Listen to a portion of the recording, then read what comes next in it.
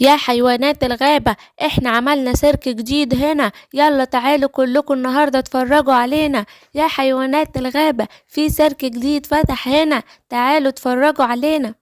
الله، سيرك جديد يا ماما، انا عايزة اروح انا عايزة اروح. ماشي يا قرود، هاخدك ونروح السيرك الجديد. سيرك وانا يا ماما عايزة اروح السيرك الجديد. ماشي يا زروفة، هنروح النهاردة ان شاء الله نتفرج على السيرك الجديد. وانا كمان يا صحابي هروح اقول لماما واجي معاكم. بابا لو سمحت ممكن اروح مع اصحابي اتفرج على السيرك الجديد. ماشي يا سيمبا، بس خلي بالك من نفسك. حاضر يا بابا. الله، شايفين يا صحابي؟ شايفين السيرك؟ الله، بص بيعملوا ازاي. يلا يلا نروح نتفرج على القرد دوت اللي بيحدف الموزة. يا سلام، ده بيعملها حلوة قوي قوي.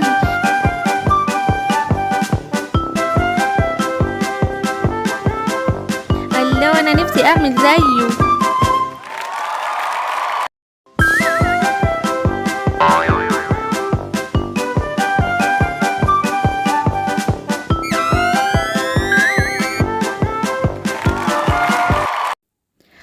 ايه ده بص الاسد اللي بينط من النار ده.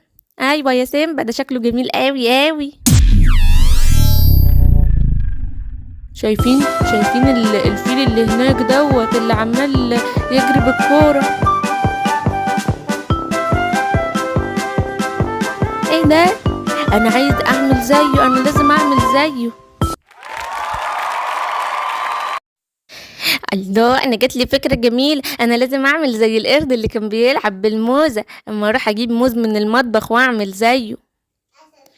ايه ده؟ اي ايه ده؟ الموزة وقعت عليا، دخلت في عيني. ايه ده؟ امال هو كان بيعمل ازاي؟ انا مش عارف اعملها.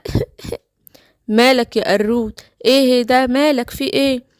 كنت بجرب يا ماما اعمل زي القرد اللي انا شفته في السيرك والعب بالموزة، بس وقعت على عيني.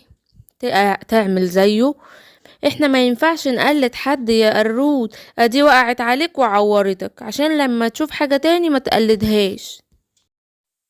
يا سلام، انا عايز احاول اقف على الكورة دي زي الفلفول اللي كان واقف في السيرك. ايه ده؟ اي رجلي يا رجلي اتكسرت، يا رجلي. سلامتك يا فلفول، ايه اللي حصل؟ ايه اللي كسر رجلك كده؟